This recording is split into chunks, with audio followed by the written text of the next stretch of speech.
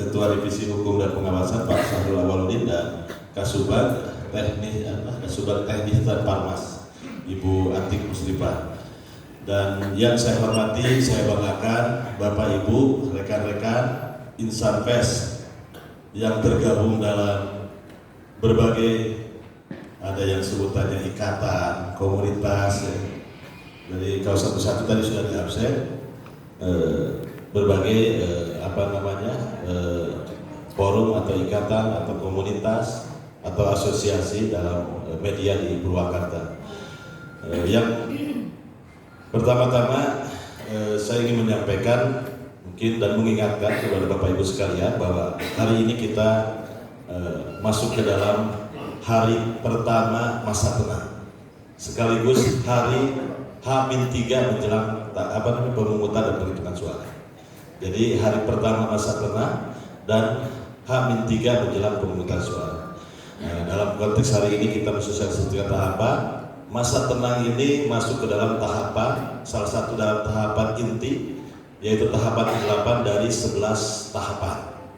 Jadi setelah kemarin kampanye, tahapan ke-7 masuk ke tahapan ke-8 masa tenang, lalu nanti ada tahapan ke-9 yaitu pemungutan dan penghitungan suara, dan tahapan ke-10 penetapan hasil, dan tahapan terakhir itu pelantikan atau pengambilan sumpah janji bagi mereka peserta pemilu yang ditetapkan terpilih dalam pemilu 2024 ini. Jadi kita masuk ke dalam tahapan ke-8. Saya ingin sedikit menyinggung terkait dengan masa tenang. Ini banyak halayak publik yang memahami masa tenang ini khusus untuk peserta, gitu ya. Jadi setelah kampanye, tapi yang disorotkan peserta. Tapi mungkin saya ingin sampaikan bahwa dalam sistem pemilu di Indonesia, rasa-rasanya hanya Indonesia yang ada masa tenangnya, berbeda dengan negara lain. Jadi ini khas Indonesia. Masa tenang ini khas dalam sistem pemilu yang ada di Indonesia.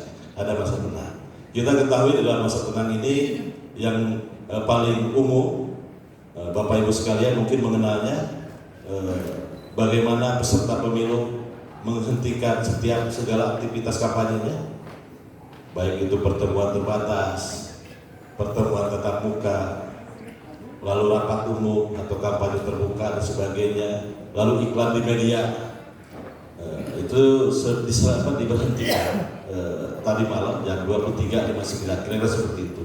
Bahkan peserta pemilu harus menertibkan sendiri alat peraga kampanye, mencopot sendiri.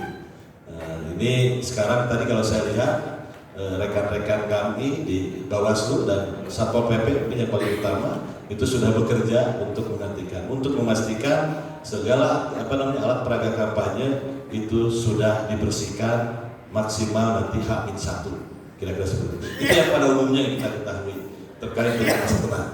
Padahal di satu sisi ini masa tenang ini berlaku untuk semuanya. Kalau tadi peserta pemilih, sebenarnya dalam konteks masa tenang ini justru pemilih pun punya hak, di mana pemilih punya hak untuk mendapatkan ketenangan. Jadi kalau kita istilahkan masa tenang harus jadi masa hening buat pemilih yang kemarin-kemarin disuguhkan dengan menu-menu banyak. Hari ini 3 hari dia harus menenangkan diri untuk memusatkan pikirannya siapa yang mau dipilih besok tanggal 14. Kira-kira seperti itu. Itulah masa tenang sebenarnya.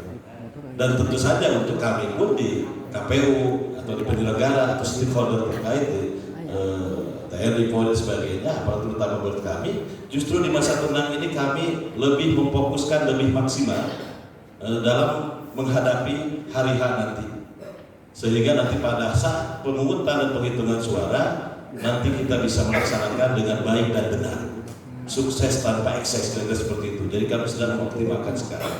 Dan tentu saja ini terkait dengan Bapak Ibu sekalian juga, di PKPU pun tercantum di pasal berapa itu? Di PKPU itu pasal 54 ya.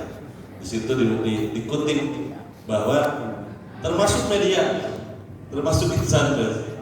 Jadi di masa tenang ini tidak boleh mempromosikan salah satu peserta dan sebagainya, seperti itu narasinya. Mungkin nanti panjang lebarnya Pak Binus akan menjelaskan dalam sesi berikutnya di forum ini. Jadi itulah makna dari masa tenang. Yang biasanya pada umumnya masa tenang itu berhenti untuk peserta alat peraga dibersihkan. Tapi sejatinya masa tenang itu berlaku untuk semua. Tidak hanya peserta, lalu tidak ada pemilih pun terkait, bahkan kami pun terkait. Hari ini kami di KPU Kabupaten Purwakarta sedang melaksanakan persiapan menjelang hari H, yaitu dengan mendistribusikan segala logistik pemungutan dan penghitungan suara. Kemarin kita sudah menyelesaikan logistik untuk pemungutan itu sudah sampai di kecamatan semua.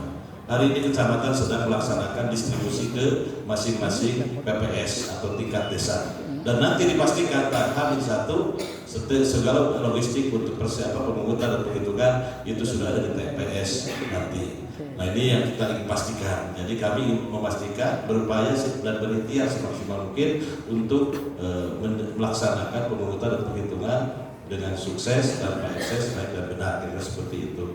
Dan tentu di forum yang baik ini kami atas nama PU Kabupaten Purwakarta ingin mengucapkan apresiasi yang setinggi-tingginya dan ucapan terima kasih kepada Bapak Ibu sekalian, karena selain 3 elemen inti dalam pemilu, yaitu penyelenggara,